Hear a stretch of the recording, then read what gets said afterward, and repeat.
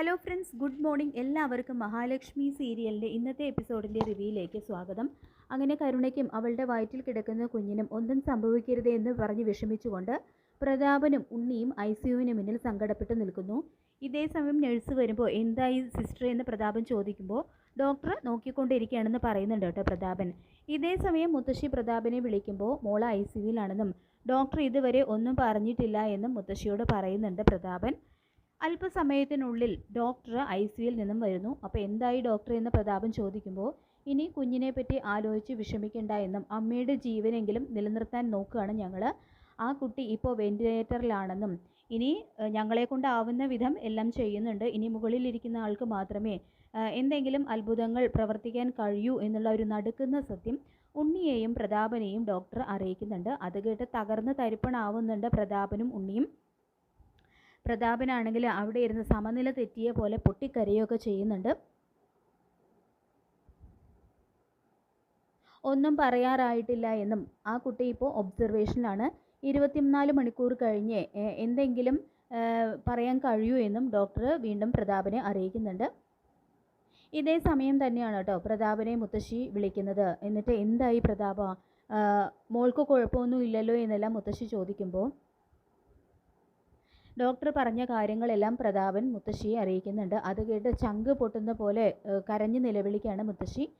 ഇതേ സമയം മോഹിനി വന്നിട്ട് എന്താ അമ്മയെന്ന് ചോദിക്കുമ്പോൾ ഇനി എന്തായാലടി എല്ലാം പോയി എന്ന് പറഞ്ഞുകൊണ്ട് കരയാണ് കേട്ടോ മുത്തശ്ശി. അപ്പോൾ മോഹിനി പറയുന്നുണ്ട്, എല്ലാം നിങ്ങളെല്ലാവരും കൂടി എൻ്റെ ലക്ഷ്മി മോളോട് ചെയ്തതിൻ്റെയാണ് അനുഭവിക്കുന്നത്. അന്ന് ഞാൻ പലതവണ പറഞ്ഞിരുന്നില്ലേ ലക്ഷ്മി മോളോട് ഒന്നും ചെയ്യരുതെന്ന്, അതിനുള്ള തിരിച്ചടി കിട്ടുമെന്ന്. നിങ്ങളെല്ലാവരും കൂടി കരുണമോളുടെ മനസ്സിലും വിഷം കുത്തിവെക്കാൻ നോക്കി ലക്ഷ്മി മോൾക്കെതിരെ. അന്ന് ആ സന്യാസി വരൻ എൻ്റെ പിറന്നാൾ ദിവസം ഇവിടെ വന്നപ്പോൾ എന്നെയും ലക്ഷ്മി മോളെയും കണ്ണൻ മോനെയൊക്കെ അനുഗ്രഹിച്ചു.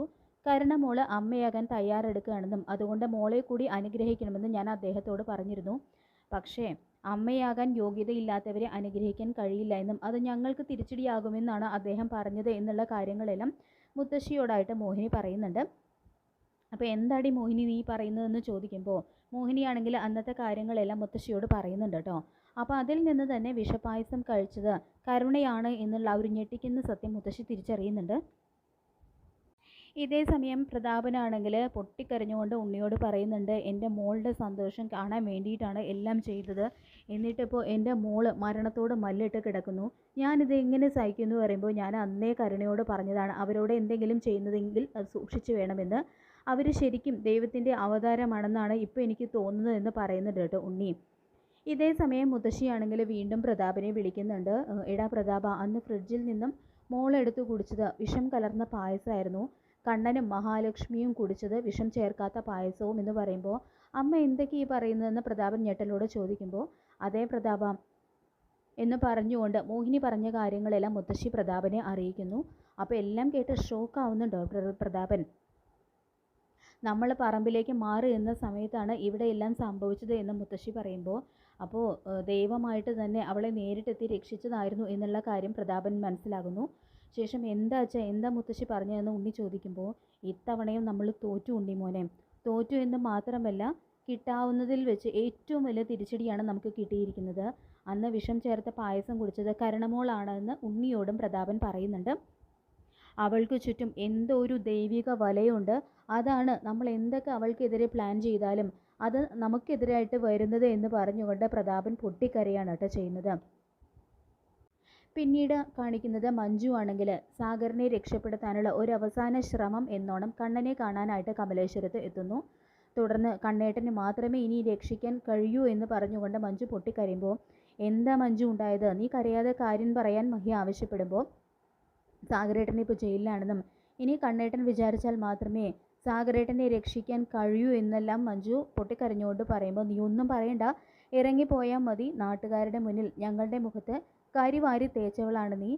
ഞങ്ങളുടെ ഉള്ളിൽ നീ മരിച്ചു കഴിഞ്ഞു എന്നെല്ലാം ദുർഗ പറയുമ്പോൾ എന്നോട് ഇവിടെ നിന്നും ഇറങ്ങിപ്പോകാൻ അമ്മ പറയാനായിട്ട് അമ്മയ്ക്ക് എന്താ അവകാശം? അങ്ങനെ പറയാൻ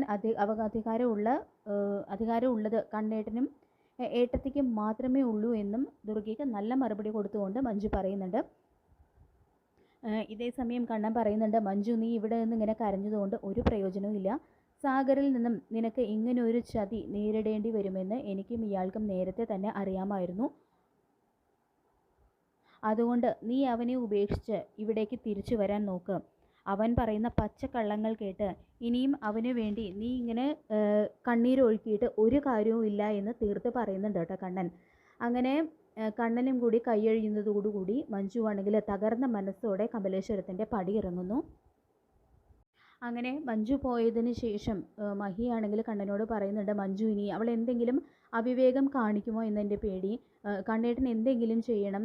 സാഗറിനെ വിചാരിക്കണ്ട, കണ്ണേട്ടൻ്റെ പെങ്ങളല്ലേ മഞ്ജു, അവൾക്ക് വേണ്ടി എന്തെങ്കിലും ചെയ്യണമെന്ന് പറയുമ്പോൾ ഞാൻ എന്തായാലും തോമസ് സാറിനെ ഒന്ന് വിളിക്കട്ടെ, എന്നിട്ട് ഇതിൻ്റെ നിജസ്ഥിതിയെക്കുറിച്ച് കൂടുതൽ അറിയട്ടെ എന്ന് പറയുന്നുണ്ട് കേട്ടോ കണ്ണൻ. ഇതേ സമയം തന്നെയാണ് നമ്മുടെ മോഹിനി മഹാലക്ഷ്മിയെ വിളിക്കുന്നത്.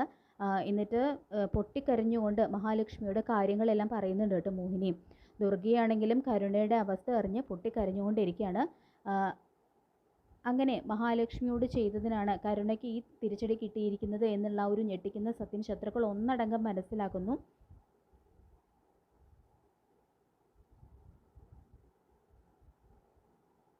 തുടർന്ന് മഹാലക്ഷ്മി ചോദിക്കുന്നുണ്ട്, അവൾക്ക് എങ്ങനെ പെട്ടെന്ന് ഇത് സംഭവിച്ചു എന്നെല്ലാം ചോദിക്കുമ്പോൾ അതൊന്നും എനിക്കറിയില്ല മോളെ.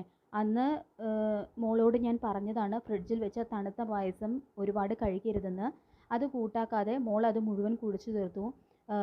അതുകൊണ്ട് ഇങ്ങനെ സംഭവിച്ചത് എന്ന് തോന്നുന്നു എന്നെല്ലാം മോഹിനി മഹിയോട് പറയുമ്പോൾ അമ്മ വിഷമിക്കാതിരിക്കുക, അവൾ എന്തായാലും എൻ്റെ അനിയത്തിയല്ലേ, അവൾക്കും അവളുടെ വയറ്റിൽ കിടക്കുന്ന കുഞ്ഞിനും വേണ്ടി ഞാൻ നമ്മുടെ കുടുംബക്ഷേത്രത്തിൽ പോയി പ്രാർത്ഥിക്കാം എന്ന് പറയുന്നുണ്ട് കേട്ടോ മഹി.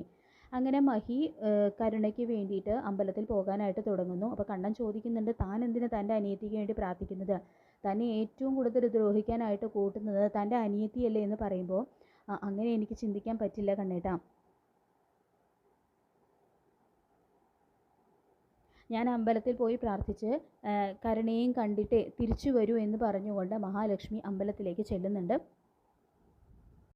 എന്നിട്ട് കരുണയ്ക്കും അവളുടെ വയറ്റിൽ കിടക്കുന്ന കുഞ്ഞിനും ഒന്നും വരാതിരിക്കാൻ വേണ്ടിയിട്ട് ഭഗവതിയുടെ മുന്നിൽ നിന്നും കരഞ്ഞ് പ്രാർത്ഥിക്കുന്നുണ്ട് കേട്ടോ മഹാലക്ഷ്മി. കരുണയുടെ പേരിൽ പ്രത്യേക വഴിപാട് മഹി ചെയ്യിപ്പിക്കുന്നുണ്ട്. അങ്ങനെ മഹാലക്ഷ്മി ആ പ്രസാദവുമായിട്ട് കരുണയെ കാണാനായിട്ട് ചെല്ലുന്നുണ്ട്. അപ്പോൾ കരുണയെ കാണാനെത്തുന്ന മഹാലക്ഷ്മിയെ കാണുമ്പോൾ പ്രതാപനാണെങ്കിൽ ശരിക്കും ദേഷ്യം വരികയാണ്. കാരണം മഹാലക്ഷ്മിയാണല്ലോ വിഷപ്പായസം കൊടുത്ത് കൊല്ലാൻ നോക്കിയത്. എന്നിട്ട് അവളാണെങ്കിൽ ഒരു പോറൽ പോലും ഏൽക്കാതെ അവരുടെ കൺമുന്നിൽ വന്ന് നിൽക്കുന്നു. സ്വന്തം മകളാണെങ്കിൽ ഐസിയുവിൽ കിടക്കുന്നു. അപ്പോൾ ആ ഒരു കാര്യം പ്രതാപന് ഒട്ടും സഹിക്കാൻ കഴിയുന്നില്ല. അങ്ങനെ മഹാലക്ഷ്മിയെ പ്രതാപൻ കരുണയെ കാണുന്നതിൽ നിന്നും തടയാനൊക്കെ ശ്രമിക്കുന്നുണ്ടെങ്കിലും മഹി അതൊന്നും വകവയ്ക്കാതെ കരുണയെ കാണുന്നുണ്ട്. അവൾ എൻ്റെ അനിയത്തിയല്ലേ, എനിക്ക് അവളെ കാണാതിരിക്കാൻ കഴിയില്ല എന്ന് പറഞ്ഞുകൊണ്ട് പ്രതാപനെ തടഞ്ഞുകൊണ്ട് ഐസിയുവിൽ കയറി കരുണയെ കാണുന്നുണ്ട് മഹി. തുടർന്ന് അവളുടെ നെറ്റിയിൽ ആ പ്രസാദം തൊടുവിച്ച് കൊടുക്കുന്നുണ്ട് കേട്ടോ. അപ്പോൾ അതിനുശേഷം അത്ഭുതം എന്ന് പറയട്ടെ, കരുണയുടെ കാര്യത്തിൽ ഞെട്ടിക്കുന്ന ഒരു മാറ്റം തന്നെയാണ് സംഭവിക്കുന്നത്.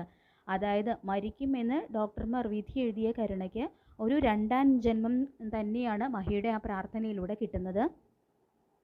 അങ്ങനെ ഈ ഒരു സംഭവത്തോടു കൂടി തന്നെയാണ് മഹാലക്ഷ്മി, അവൾ ചില്ലറക്കാരിയല്ല, അവളിൽ ദൈവകാംക്ഷയുണ്ട്. മാത്രമല്ല അത്രയ്ക്കും നല്ല മനസ്സാണ്. കാരണം തന്നോട് ഇത്രയും വലിയ ക്രൂരതകൾ ചെയ്തു കൂട്ടിയ അനിയത്തിയുടെ ജീവൻ രക്ഷിക്കാൻ വേണ്ടിയാണ് മഹാലക്ഷ്മി ഇതെല്ലാം ചെയ്തത്. അപ്പോൾ ആ ഒരു കാര്യങ്ങളെല്ലാം പ്രതാപൻ്റെയും ഉണ്ണിയുടെയും മുത്തശ്ശിയുടെയൊക്കെ കണ്ണുകൾ തുറപ്പിക്കുന്നുണ്ട്. അതോടുകൂടി തന്നെ അവർ മഹിയുടെ ആ നന്മ തിരിച്ചറിയുകയും അവളോട് എല്ലാത്തിനും മാപ്പ് ചോദിക്കുകയൊക്കെ ചെയ്യുന്നുണ്ട്. അപ്പോൾ ഇതേ സമയം തന്നെ നമ്മുടെ കണ്ണനാണെങ്കിൽ അനന്തുവിനെ വിളിച്ച് സാഗറിനെ പുറത്തിറക്കാനുള്ള എല്ലാ കാര്യങ്ങളും ചെയ്തു കൊടുക്കണമെന്നും പറയുന്നുണ്ട്. അങ്ങനെ മഹാലക്ഷ്മി സീരിയലിൻ്റെ വരാൻ പോകുന്ന ഈ ഒരു നല്ല ഭാഗത്തിനായിട്ട് നമുക്ക് കാത്തിരിക്കാം.